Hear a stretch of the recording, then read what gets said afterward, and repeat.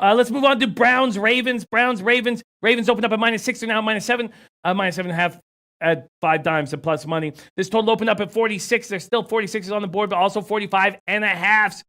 88 Fahrenheit, partly cloudy, 7 miles per hour, not a lot of wind, beautiful temperature in Baltimore.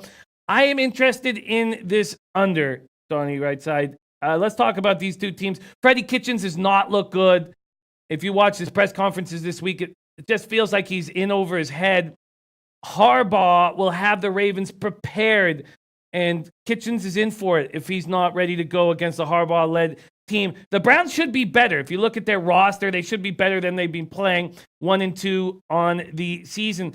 The Browns team will be the best defense Baltimore has seen. Myles Garrett gets better every week, and the Ravens were very impressed. They impressed me against the Chiefs, and so did Lamar Jackson.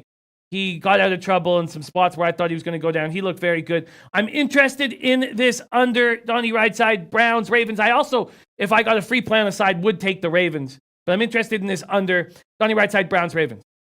Yeah, I mean, take a look. What has Cleveland shown you on offense the first 3 games? Game 1 against Tennessee, absolute stink. Game 2 against the New York Jets, absolutely stunk. Game 3 against the Rams on offense, absolutely stunk. So what's going to change, between Freddie Kitchens and that dynamic between Baker Mayfield? You lose Njoku, you lose another, I'm going to say, dominant tight end, but at least a playmaker that can stretch defenses. And then you're saying, okay, it's the Odell Beckham. I think what we're seeing here is Jarvis Landry is really overvalued coming out of Miami as an overall playmaker. You thought it might open it up a little bit more, but teams are just going to rotate their coverage down to Odell Beckham. And these two teams know each other, divisional foes. If we're taking a look at the 46, now what I would preface by saying, I would like this under even more if later in the week we see some practice at Greedy Williams and Denzel Ward, the 2 defensive backs that missed the football game, including the entire secondary in the previous game. I don't like what I see out of the offense this weekend or the past couple weeks from the Cleveland Browns. So moving forward, I would lean to an under, but I still like what I'm getting out of the Baltimore Ravens. I thought they played well outside of their coach being an absolute idiot going for 2 every single play and completely ruining his team's chances to win that football game. I still like what I see. But if this is at 7, it's a division game. Boy, I liked it a lot better, Jimmy, when it was at 6.5. But this has a lot to do. It's one of these games where we tee it up on a Tuesday, but we got to see these practice reports as it goes throughout the week with the Cleveland Browns.